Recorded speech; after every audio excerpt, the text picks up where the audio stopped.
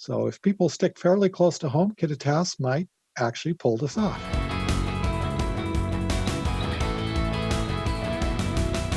Hi, I'm Scott Leadingham. Thanks for joining us here in the unique Northwest. And it is certainly a unique time, as we are all aware by now. And joining us to talk about some of the things going out there in the Northwest is correspondent Tom Banse. Thanks for joining us today, Tom.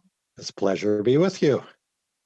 So, as usual, we were going to avoid a lot of specific numbers and things like that that could change quickly by the time you are watching this and when we are recording it. So, we're going to focus a little bit more on some of the big picture stories that are going on that won't change too much hour by hour. So, first of all, Tom, a slow reopening happening in Washington state, and some counties are eligible for a variance from that phased reopening plan that the governor recently announced. Talk about some of those counties and why they are eligible for a little bit of an exception, you might say. Absolutely. Yeah, there's a lot of eagerness, especially in the parts of the state that have been mostly spared the coronavirus pandemic, to reopen business. Get back to work is kind of the slogan. The governor has come around to the idea of going county by county when it's safe to do so, to let some places go a little faster, and the places that really need to keep the lid on this still will lag back a little bit. He has allowed a first wave of 10. These are kind of will be our guinea pigs. 10 counties that are small, so they had to have a population less than 75,000 and have had no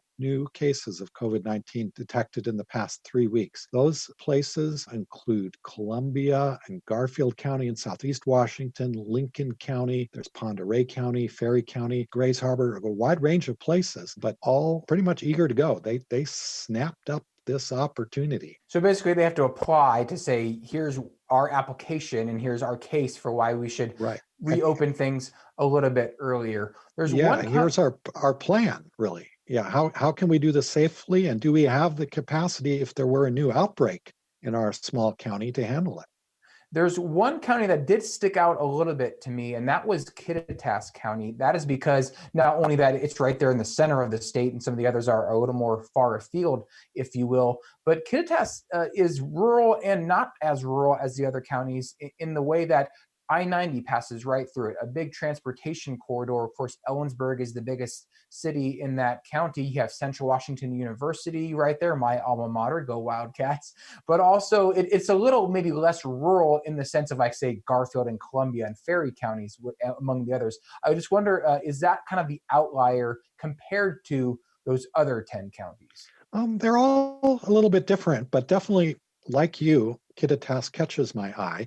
There is a bigger county in the mix. Grays Harbor County is 50% more people. But what's interesting in part about Kittitas is, as you pointed out, it's bordered on one side to the west by King County, which was at one point in February the national epicenter of this outbreak. On the south now, it borders with the current hotspot, Yakima County, which has a higher rate of infections right now than any other county on the west coast. But Kittitas County has it under control from looking at the epidemiological curves and numbers, just 15 cases from the beginning in that county and none recently. So they're making a plausible case that as long as people don't travel, which, even though we're going county by county now here in reopening, the statewide stay-at-home principle of not going on long-distance non-essential trips remains.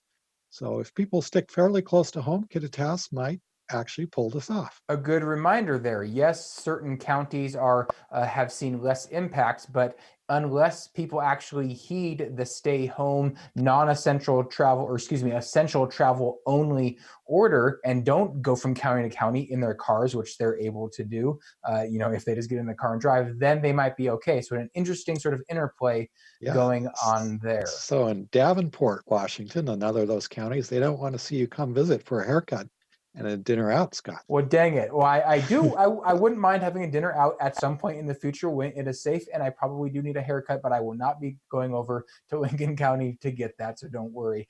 All right, so a lot of things being pushed back, as we are all well aware, rescheduling going on, things being postponed, and one of those things being postponed is the implementation and the requirement to get the real ID if you want to fly with your state ID on planes. And so that's been pushed back several times. People in Washington, Oregon, and Idaho were pushing up against this deadline. That's been pushed back. What is that new deadline to get real IDs? It was going to be October 2020 this year, and all spring until the deadline was pushed back. The word from DHS, Department of Homeland Security, was this time it's real. We're not going to give another extension. But then coronavirus comes along and the DMV office is closed. So the place they go to get that is closed, or they really shouldn't be lined up with all their neighbors in close proximity. So reality intruded, and there's a 1-year extension now to October of 2021.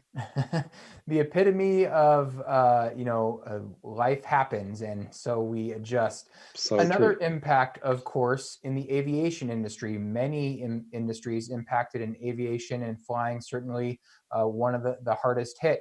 Boeing already in a bad spot because of the 737 MAX production shutdown and everything being grounded there because of the accidents previous to that. And that was going to be rolled out over the summer, that deadline being pushed back for when the MAX will be back in service, but it might not matter because there aren't a lot of people flying anyway. But now Boeing, one of the largest private employers in the state of Washington, being hit with a lot of layoffs. What's going on there?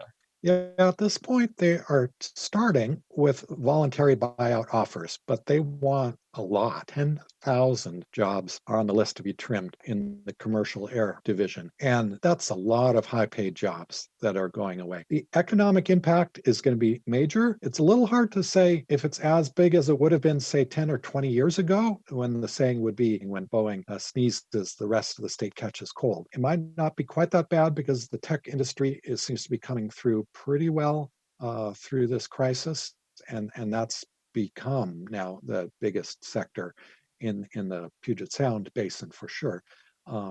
So it's a little hard to say how this is going to work out, but clearly the aviation industry, from the earnings calls I've been on lately, is going to come back slowly. The airlines, the cascades down to Boeing when one after another airlines say, "Can we please postpone our jet deliveries that we had on order?"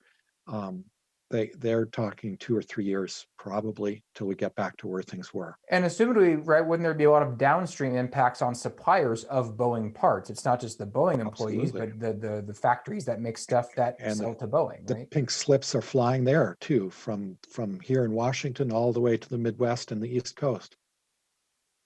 Certainly a lot of impacts across the board, as we are all well aware. Finally, I-976, the $30 car tab initiative, that didn't go away yet. That's still out there. It was at one time probably among the biggest stories in the state of Washington after it was passed in November. And of course, it helped catapult, frankly, the political career of Tim Eyman, who is now running for governor since that signature initiative of his passed. It's been held up in the courts for a little bit, and now there's some movement on what might be happening from the court challenge of I-976. Get us caught up on that. Sure, yeah. As pretty much as soon as the initiative passed, what I might call the usual suspects plus some others filed suit to stop it, making some of the same arguments they've made pretty much with every Tim Eyman initiative that passes, that its ballot measure was unclear, the voters didn't understand, Tim put too many subjects in one initiative. That case went to argument in county court in King County. The judge mostly upheld the initiative. It is still on hold, though, while the appeal works its way up the chain. And things got speeded up a little bit in that the state Supreme Court said, it's going to come to us anyway. We're just going to take it right away. So they're going to have oral argument on June 30th. In the meantime, everyone's paying the same rates they paid last year. This is now 500,000 car registration renewals per month that go out at last year's pre-initiative rate. So eventually, and this is probably not sooner than the fall, if the state Supreme Court upholds the initiative as well, the state and local counties and most of the state will have to pay refunds. And starting to be a lot of money sitting in escrow waiting to see if that has to be paid out as a refund. Certainly an interesting time. People back in November passed it thinking that $30 car tabs looked pretty good. And I imagine a lot of people right now, about 6 months later, think, yeah, $30 car tabs look pretty darn good for a lot of different reasons. Tom Banse, thank you so much for joining us today. It's been great talking with you. Likewise. You can see more of Tom's reporting on these and other subjects at nwpb.org. Thank you for joining us here in the unique Northwest.